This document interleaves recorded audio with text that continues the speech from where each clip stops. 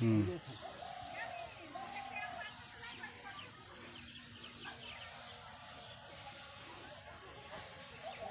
হুম ওই যে কটা খাই।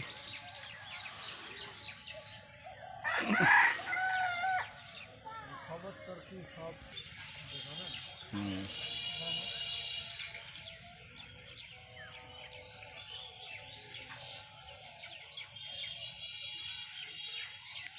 ওরে বড় মাছ ছিল এটা। ইস,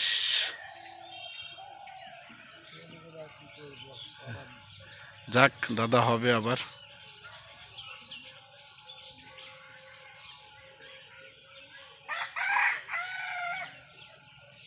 খাওয়ার ধরন দেখি মনে হয়েছিল যে ট্যাংরা মাছ। উঠি না রে, এগুলো কি মাছ এগুলা? বড় বড় লাভ দিছি।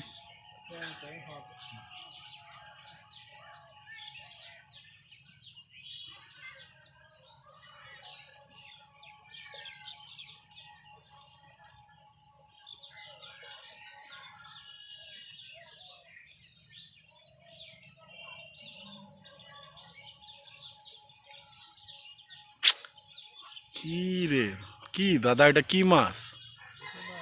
হ্যাঁ, সাইজ তো মনে হয়েছে বড়।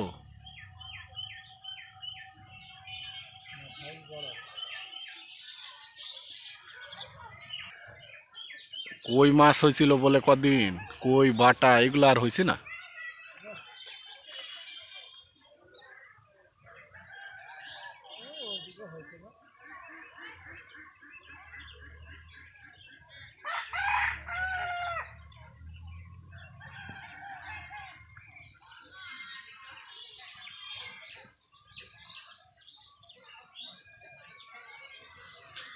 আসলে অনেক দিন পর কিন্তু আবার আমরা সেই ভৈরব নদীর তীরে চলে আসছি এবং এসে আমাদের প্রিয় শিকারী আমাদের কালো দাদাকে পেয়ে গেছি।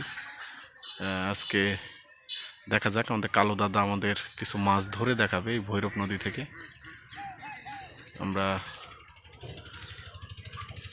ভৈরব নদীর তীরে আজকে বসে কালো দাদার মাছ ধরা দেখব।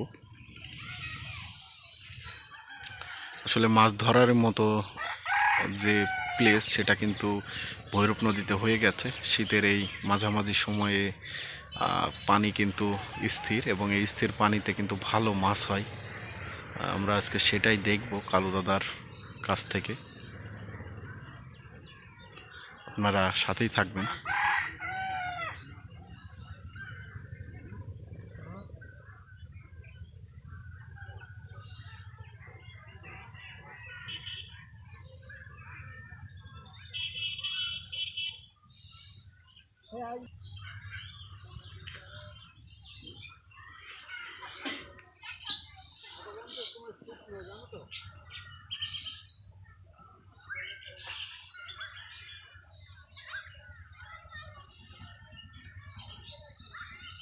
আসলে দাদার কিন্তু ইউনিক স্টাইলে ছিপটা ফেলতেছে, ছপ করে ফেলতেছে না, সুন্দরভাবে আস্তে করে ফেলতেছে। আসলে মাছ ধরার অভিজ্ঞতা বেশি থাকলে যেটা হয়, দাদা কিন্তু অনেক পারদর্শী, বিশেষ করে এই হাত ছিপে মাছ ধরার। আর ভৈরব নদীর তীরটা বিকালের এই আলোয় খুব সুন্দর লাগতেছে দেখতে। আমরা আসি কিছুক্ষণ আমাদের শিকারী বন্ধুর মাছ ধরা দেখবো আজকে।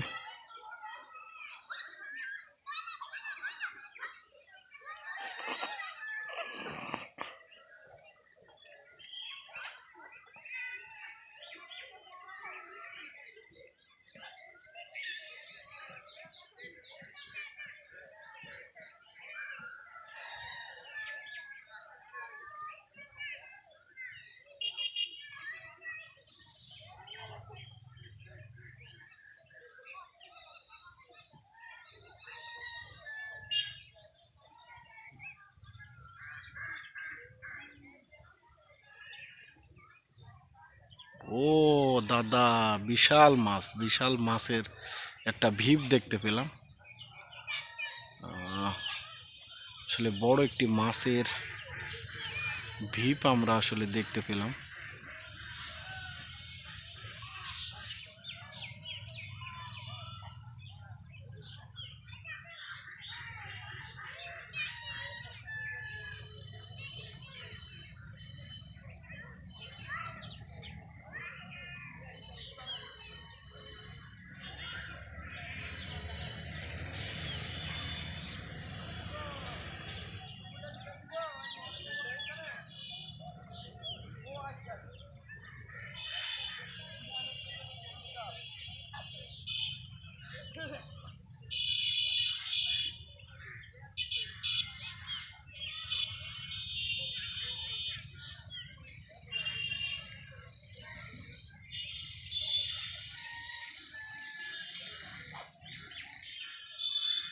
এটা কি মাছ ছিল দাদা, ভিপ যেটা দিল?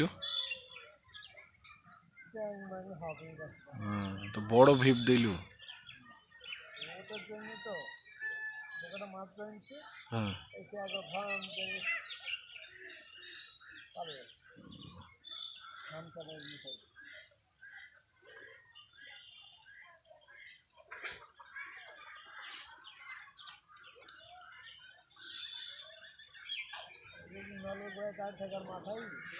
হুম।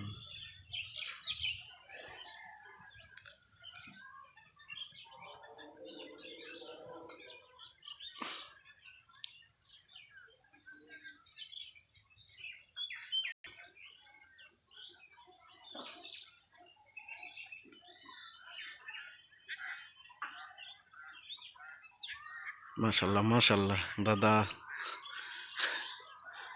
একটি গোল্ডেন পুঁটি কিন্তু ধরে ফেললো।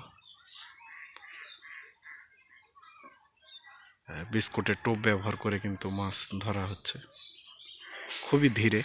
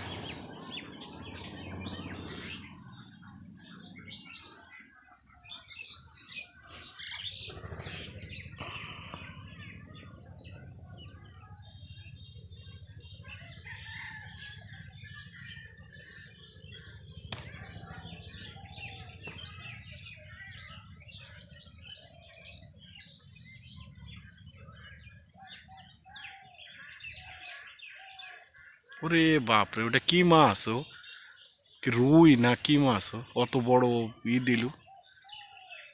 আসলে মাছ আছে এই ভৈরব নদীতে, কিন্তু ধরার মতো আসলে শিকারীরা এই যে, আরে আরো একটি মাছ ছুটে গেল। আছে বড় মাছ আছে ভৈরব নদীতে, সেটা বুঝতে পারতেছি।